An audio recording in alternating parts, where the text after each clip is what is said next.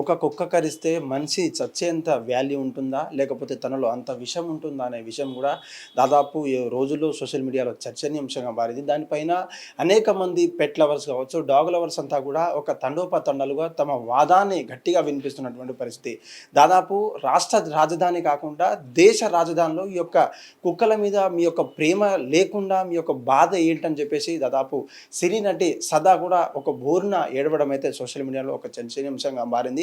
దానికి సంబంధించినటువంటి రెబీస్ అనే ఒక వ్యాధి అయితే ఇది ఉందో ఆ వ్యాధి వల్ల దాదాపు మనుషులు చచ్చేంత కారణం అవుతున్నారని చెప్పేసి కొంతమంది పిటిషన్ దాఖలాలు చేస్తే లేదు వాటి వల్ల ఏం కావట్లేదు, మీకు అంత ద్వేషం ఎందుకంటూ కూడా డాగ్ లవర్స్ చెప్తున్నటువంటి పరిస్థితి. అదే విషయానికి మాట్లాడడానికి మనతో ఉన్నారు. నిజంగా ఈ యొక్క కుక్కలకు సంబంధించినటువంటి బాధ ఏంటి, లేదంటే వాటికి వచ్చినటువంటి రేబీస్ సంబంధించినటువంటి ఆ విషయాలు కూడా మనం అనేక విషయాలు కూడా తన మాటల్లో తెలుసుకుందాం. మనతో పాటు ఉన్నారు doctor Venkat, pets care hospital founder. Sir చెప్పండి, నిజంగా ఈ రేబీస్ అనే వ్యాధి నిజంగా కుక్కలకు ఏ విధంగా వస్తుంది? ఆ కుక్కలకు మన ద్వారా ఏమైనా సంక్రమించే ఏమైనా అవకాశాలు ఉంటాయంటారా? సో ఇప్పుడు దాదాపుగా వీధి కుక్కలు మన స్ట్రీట్ డాగ్స్, ఇండియన్ డాగ్స్ అంటారండి. వీటికి ఎవరు ఓనర్స్ ఉండరు కాబట్టి వీటిలో జనరల్గా వ్యాక్సినేషన్ అనేది ఎవరు చేయించరు. సో ఈ మధ్య కాలంలో మన జిహెచ్ఎంసీ పరిధిలో కానీ మామూలుగా మున్సిపాలిటీస్లో కానీ గవర్నమెంట్ నుంచి యానిమల్ బర్త్ కంట్రోల్ ప్రోగ్రామ్ అనే ఒక కార్యక్రమం ద్వారా అన్ని డాగ్స్ని ఫర్దర్ యొక్క దీని నెంబర్ తగ్గియడానికి, వీటి యొక్క అగ్రెసివ్నెస్ తగ్గియడానికి, అంటే వాటి యొక్క సంతాన ఉత్పత్తిని మనం తగ్గియడం వల్ల, అంటే మగదాన్ని న్యూటరింగ్ అంటారు, దాన్ని మేల్ యొక్క టెస్టికల్స్ తీస్తాము, ఫీమేల్ అయితేనే గర్భసంచి తీసేస్తాము. దీని ద్వారా ఏంటంటే వాటిలో ఆ సంతాన ఉత్పత్తి తగ్గడంతో పాటు అగ్రెసివ్నెస్ కూడా తగ్గుతుంది, దాని ద్వారా నెంబర్ కూడా తగ్గుతుంది. సో ఆ టైంలో ఒక రేబీస్ షాట్ అనేది జనరల్గా ఇస్తున్నారు. But still annual rabies vaccines కంటిన్యూగా ఎవ్రీ ఇయర్ ఇవ్వాల్సి ఉంటుంది. సో దానికి కొంత ఎన్జిఓస్ కానీ కొంత యానిమల్ లవర్స్ కానీ వాళ్ళ చేతనైనంతవరకు చేస్తున్నారు. బట్ ఈ రేబీస్ వ్యాధి అనేది డెఫినెట్గా జూనోటిక్ డిసీజ్ అంటారండి. ఒక మనిషిని కరిచినప్పుడు దాని నోట్లో ఉన్న సలైవాలో ఆ రేబీస్ అనే వైరస్ ఉంటుంది. అది మన బ్లడ్తో కంటామినేట్ అయినప్పుడు ఖచ్చితంగా it will reach to the genetical మన న్యూరలాజికల్ సిస్టమ్కి ఎఫెక్ట్ అవుతే మనిషి అనేవాడు ఖచ్చితంగా చనిపోతుంది. నాట్ ఓన్లీ మనిషి కాదు, ఒక వీధి కుక్క, రేబీస్ ఉన్న కుక్క ఇంకొక కుక్కను కరిచినా, ఇంకొక జంతువును కరిచినా, లేదంటే ఒక మనం ఊర్లలో చూస్తుంటాము ఒక్కొక్కసారి గొర్రెలను, మేకల్ని కూడా కరుస్తూ ఉంటాయి, అవి కూడా చనిపోతూ ఉంటాయి. ఆవుల్లో, ఎద్దుల్లో కూడా ఈ కుక్కల ద్వారా కరవడం ద్వారా రేబీస్ అనేది సంక్రమిస్తుంది డెఫినెట్గా. కానీ దానికి ఖచ్చితంగా వ్యాక్సినేషన్ అనేది చేసుకోవాలి. అయితే చెప్పండి సార్, బెంగళూరులో మీరు న్యూస్ చూసే ఉంటారు. కేవలం ఆకలితో ఉన్న కుక్కలను తన సొంతంగా ప్రేమ పంచినటువంటి గవర్నమెంటు, ఏకంగా బిర్యానీ కావచ్చు, అక్కడ ఫుడ్ సప్లై చేసేటటువంటి గవర్నమెంటు దేశ రాజధాని ఉన్నటువంటి ఢిల్లీలో ఇటువంటి రెస్ట్రిక్షన్స్ పెట్టడము, లేకపోతే వాళ్ళంతా స్టెరైజ్ రూమ్స్కి తరలించడము, అంతా కంట్రోల్ చేయడము ఏ విధంగా అనిపిస్తుంది? నిజంగా మాలాంటి పెట్ లవర్స్కి ఇదంతా ఒక శాపంగా అనిపిస్తుందా మీకేమన్నా? డెఫినెట్గా అండి. ఈ మనిషి జీవితంలో ఒక కుక్క అనేది ఒక భాగస్వామిగా ఉండిపోయింది. నాట్ ఓన్లీ అనాగరిక కాలం నుంచి కూడా, పాతకాలం నుంచి చూస్తూ ఉంటే కూడా ఒక డాగ్ అనేది మనిషితో సహజీవనం అనేది చేస్తూ ఉంది. మనము డాగ్ని ఖచ్చితంగా ఒకవేళ స్టెరిలైజేషన్ కానీ అది ఇంకేదైనా చేసినా కూడా ఏబీసీ వాళ్ళు, జిహెచ్ఎంసీ వాళ్ళు తీసుకెళ్ళినా కూడా ఖచ్చితంగా ఆ ప్లేస్లోనే వదిలేయాలని ఒక నిబంధన కూడా ఉంది. ఎందుకు అంటే ఆ డాగ్ అనేది ఆ ఏరియాకి మాత్రమే పరిమితమై ఆ ఏరియాకి అలవాటై ఉంటుంది. ఇన్ కేస్ రీలొకేట్ చేసినా, ఇంకేదన్నా వేరే ప్లేస్లో పెట్టినా కూడా చాలా ఇబ్బందిగా ఫీల్ అవుతుంది. It will not survive also. ఎప్పుడు కూడా డాగ్ని ఇలా షెల్టర్స్లో పెట్టి బంధించడం అనేది కరెక్ట్ కాదు.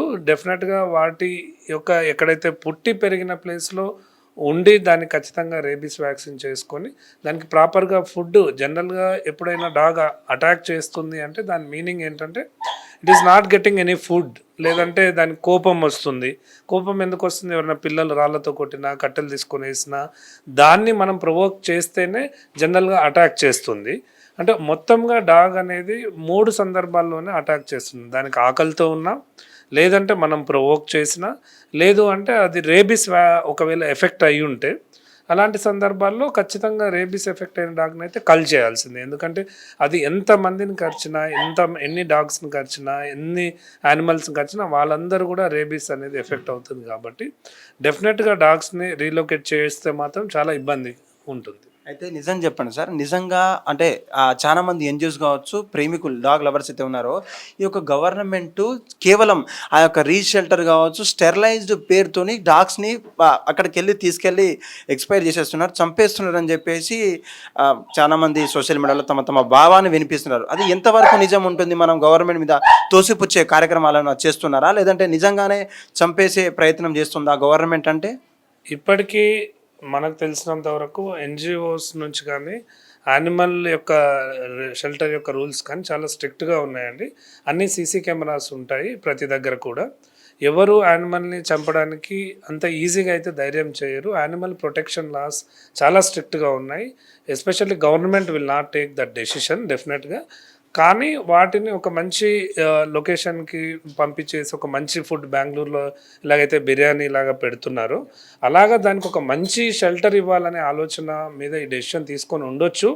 బట్ డెఫినెట్గా అలా తీసుకెళ్ళి ఒకవేళ మెయింటైన్ చేయగలిగి దానికి ప్రాపర్ ఫుడ్ ఇచ్చేసి షెల్టర్ ఇచ్చేసి దానికి ఒక లగ్జరీ లైఫ్ ఇవ్వగలిగి దాని నుంచి ఆ షెల్టర్ నుంచి ఇంకా అడాప్షన్స్ చాలా వరకు not to buy only for adopt అనే ఒక నినాదంతో వాటి అన్నిటికీ ఒక ఓనర్ని ఇవ్వగలిగితే దానికి మించిన గొప్ప విషయం అయితే ఉండదు. నిజం చెప్పండి సార్. మనం ఎన్నో రకాలటువంటి కంటామినేటెడ్ ఫుడ్స్ తింటుంటాం, కెమికల్స్, పెస్టిసైడ్స్ అంటివి. అంటే మనకే ఇంత హాని చేస్తుంటే అవే మనము తినగా మిగిలినటువంటి ఫుడ్డును షెల్టర్లలో ఉన్నటువంటి డాగ్స్కే కాకుండా స్ట్రీట్ డాగ్స్కి పెడుతుంటాం.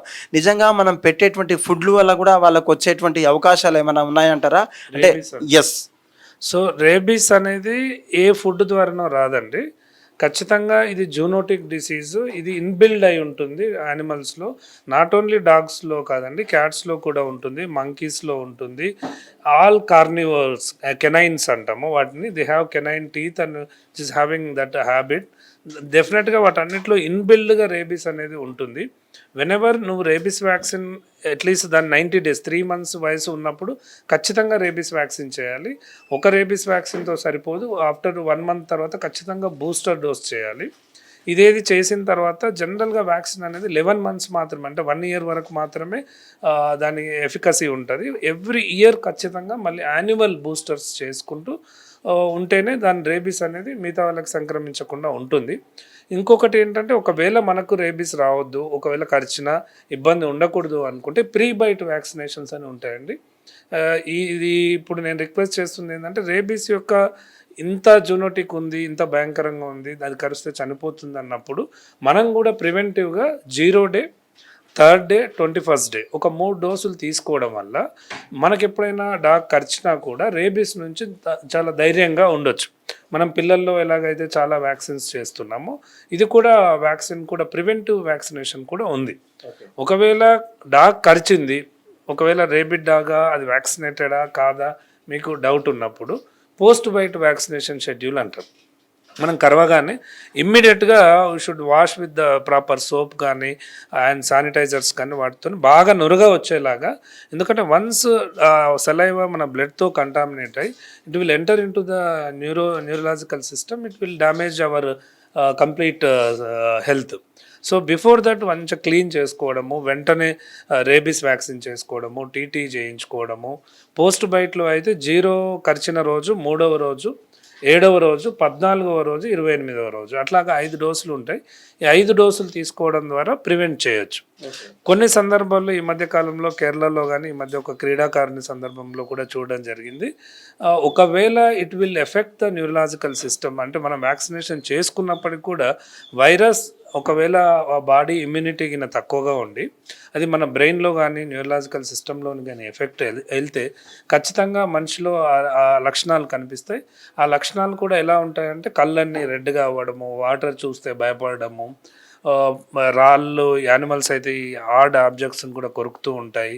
ప్రతిదానికి ఒక డిఫరెంట్ బిహేవియర్, అంటే హైపర్గా భయపడుతూ ఉండడం ఇలాంటివి జరుగుతూ ఉంటుంది. అలాంటి సందర్భాల్లో ఇంకా డెఫినెట్గా we need to put them in to sleep, అంటే యుతనేషియా చేయడమా, లేకుంటే మనుషుల్లో అయితే వాళ్ళని చీకటి రూమ్లో పెట్టేస్తారు. ఆ లక్షణాలు ఉన్న వాళ్ళు ఒక 3-4 రోజుల తర్వాత ఖచ్చితంగా 7th డే అయితే చనిపోతూ ఉంటారు. అయితే ఫైనల్గా చెప్పండి సార్, యాజ్ ఏ ఒక పెట్ లవర్గా, పెట్ క్లినిక్ ఒక మాస్టర్గా మీరు చెప్పండి, నిజంగా సుప్రీంకోర్టు తీసుకున్నటువంటి డిసిజన్ ఏదైతే స్టెరిలైజ్ చేయాలి, రీబర్త్ చేయొద్దు, ఆ స్ట్రీట్ డాగ్స్ని అంతా కూడా అంతం చేసేటువంటి కార్యక్రమం, దాని మీద ఎన్నో పిటిషన్లు ఈ మధ్య లంచ్ మోషన్ పిటిషన్లు కూడా రిజర్వ్ చేసినటువంటి పరిస్థితి. నిజంగా మాలాంటి డాగ్ లవర్స్కి ఇక్కడ అంటే నిజంగా డైనోసార్ అంతరించే సమయంలో నుంచి డాగ్స్ కూడా అంతరించి దాదాపు హై కోర్టు కూడా కొట్టేసినటువంటి దాన్ని సుప్రీంకోర్టు కూడా రిజర్వ్ చేసినటువంటి దాని మీద ఓవరాల్గా ఏం చెప్తారు మీరు? సుప్రీంకోర్టు ఆదేశాలు కావచ్చు, అక్కడ ఉంటే అధికారులకు చెప్పినటువంటి ఆ యొక్క జడ్జిమెంట్ మీద మీ అభిప్రాయం ఏంటి సార్? సో దీని మీద ఆల్ ఓవర్ ఇండియాలో మనకు ఉవ్వెత్తున నిరసన తెలియడం యాజ్ ఏ వెటనరీయన్గా, యాజ్ ఏ డాక్టర్గా డెఫినెట్గా ఒక యానిమల్ని అనే షెల్టర్లో బంధించడం, లైక్ పుట్టిం జైలు లాగానే అలాంటి చర్యలు తీసుకుపోవడం మంచిది. సో ఎందుకంటే దాదాపు not only the pet breeders ఎవరైతే యానిమల్ పెంచుకుంటున్నారో వాళ్ళు కాకుండా we are seeing lot of people they are serving to the street dogs కానీ, ఇండియన్ డాగ్స్ కానీ, వాటిని అడాప్ట్ చేసుకోవడము, వాటికి ఫుడ్ పెట్టడము చాలా చేస్తున్నారు. ఇలాంటి సందర్భాల్లో వాటిని పుట్టిన జైల్లో కన్నా అలా షెల్టర్లో పెట్టడం కన్నా try to adopt them. So అందరు సెలబ్రిటీస్ని కానీ మనం రిక్వెస్ట్ చేయాలి. వాళ్ళ ద్వారా ఇప్పుడు ఒక మొక్కలు ఎలాగైతే నాటి ఛాలెంజింగ్ విసురుతున్నారో ప్రతి ఒక్క సెలబ్రిటీ కావచ్చు, ప్రతి ఒక్క మినిస్టర్స్ కావచ్చు, ప్రతి ఒక్క పొలిటీషియన్స్ కావచ్చు, they can adopt one dog. So it will protect your house and it will give lot of immunity also. పెట్స్లో మనం ఇండియన్ డాగ్స్తో కంపేర్ చేస్తే మిగతా డాగ్స్ చాలా ఇమ్యూనిటీ తక్కువగా ఉంటుందండి. ఇండియన్ డాగ్స్ రోడ్డు మీద ఉంటే దానికి ఏం స్నానం చేయించాం, వ్యాక్సినేషన్ చేయించాం, deworming, but they will not get any diseases. But మనం బ్రీడ్స్ చూస్తున్నాం విచ్ ఆర్ ఇంపోర్టెడ్, మన ఏరియాకి సూటబుల్ కానీ పెట్స్ తీసుకొస్తూ ఉన్నాము. వాటన్నిటిని చూస్తామంటే రకరకాలుగా రోగాలు వస్తుంటాయి. అన్ని వ్యాక్సిన్స్ ఇచ్చినప్పటికీ కిడ్నీ ప్రాబ్లమ్స్ అలాగా. Indian dogs are more having immunity. They are very good dogs and they will protect our houses, they will protect our streets కావచ్చు, they will protect our villages. ఒకప్పుడు వీటిని గ్రామ సింహాలు అనేవాళ్ళు. సో ఒక ఊరినే అవి కాపాడుతూ ఉండేది, ఒక కొత్త వ్యక్తి రాకుండా. ఇలాంటి డెసిషన్ ఉంటే మంచిది, ఒక దురదృష్టకరం. బట్ మళ్ళీ ఇంకొక హియరింగ్ ఉంది కాబట్టి మంచి పాజిటివ్ వార్త వస్తుందని ఆశిద్దాం. Okay, thank you sir. Right, ఇది పరిస్థితి. మనిషి జీవితంలో తనకంటూ ఒక ప్రత్యేక స్థానాన్ని సంపాదించినటువంటి కుక్క ఇంత విభేదాల మధ్య, ఇంత హైపోథిసిస్ మధ్య ఉండాల్సినటువంటి అవసరం లేదు.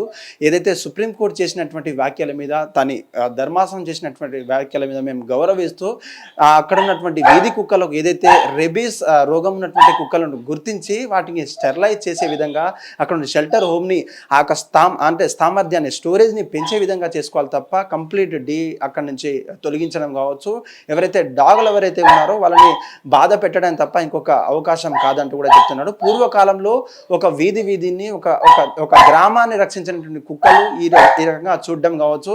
మాలాంటి డాక్టర్లకు, మాలాంటి వెటర్నియన్లకు ఇదంతా కూడా ఒక కొత్త వింతగా ఉంది. వాళ్ళ అంతా హానికరమైనటువంటి జంతువులు కాదు, కేవలం వాళ్ళకు ఏమైనా కోపాలు వస్తే తప్ప, లేదంటే ఆ రెబీస్ వ్యాధి ఉంటే తప్ప, లేదని మనం ఏమన్నా చెప్తే తప్ప అవి రియాక్షన్ ఇస్తాయి తప్ప తనకంటూ ఒక ప్రత్యేక స్థానాన్ని ప్రేమించగలటువంటి అభిమానం ఉన్నది. ఈ మధ్య కాలంలో ఈఎంఆర్ఐ స్కానింగ్, ఒక కుక్క యొక్క బ్రెయిన్ ఈఎంఐని స్కానింగ్ చేస్తే తన తోటి కుక్కని అంత ప్రేమించని కుక్క ఒక యజమానులను ఎంత ప్రేమిస్తూ ఆ యొక్క బ్రెయిన్ స్కానింగ్ కూడా చెప్తున్నటువంటి పరిస్థితి. ఇప్పటికే సోషల్ మీడియాలో కుక్కకంటూ ఒక స్థానం ఉండాలి, ఆ కుక్కల్ని బంధించొద్దంటూ కూడా చెప్తున్నటువంటి పరిస్థితి. ధర్మాసనం ఏది చేసినా కూడా రానున్న తీర్పు, అంటే ఇప్పటిదాకా లంచ్ మోషన్ పిటిషన్ వచ్చినప్పటికీ రానున్న తీర్పులు మాత్రం ప్రజల కోసము, అక్కడ ఉన్న డాగ్ లవర్స్ కోసం మాత్రమే పాజిటివ్గా వచ్చేలా కూడా మనతో వెంకట్ గారు చెప్పినటువంటి పరిస్థితి. కెమెరామ్యాన్ భానుతో కలిసి సురేష్, ఫిలిం నగర్ నుంచి. హిట్ టీవీ యాప్, ఇందులో short news, live news, entertainment shows, movies, digital magazines తో పాటు మీ జిల్లా వార్తలను కూడా ఫ్రీగా చూడొచ్చు. ఇంకెందుకు ఆలస్యం, వెంటనే హిట్ టీవీ యాప్ ని డౌన్లోడ్ చేసుకుని ఫ్రీగా ఎంటర్టైన్మెంట్ పొందండి. Hit TV app. Hit TV app. Please download hit TV app. Hit TV app ని ఫ్రీగా డౌన్లోడ్ చేసుకొని ఎంజాయ్ చేయండి. మీకు నచ్చిన ఎంటర్టైన్మెంట్ కోసం హిట్ టీవీ యాప్ ని ఫ్రీగా డౌన్లోడ్ చేసుకొని ఎంజాయ్ చేయండి. హిట్ టీవీ యాప్ ని డౌన్లోడ్ చేసుకుని ఆస్వాదించండి, ఆశీర్వదించండి. ఇంతమంది సెలబ్రిటీలు హిట్ టీవీ యాప్ ని డౌన్లోడ్ చేసుకోండి అని చెప్తున్నారంటే ఎంత మంచి యాప్ ఆలోచించండి. అమెరికా అమెరికా అమెరికా అమెరికాలో చదవాలనుకునే వాళ్ళకి విశ్వసనీయమైన పేరు మన శౌర్య కన్సల్టెన్సీ. UK లో 1 year masters. UK లో 1 year masters. 2 years work permit up to 5 years visa. Contact Saurya Consultancy. Contact 89851 89851.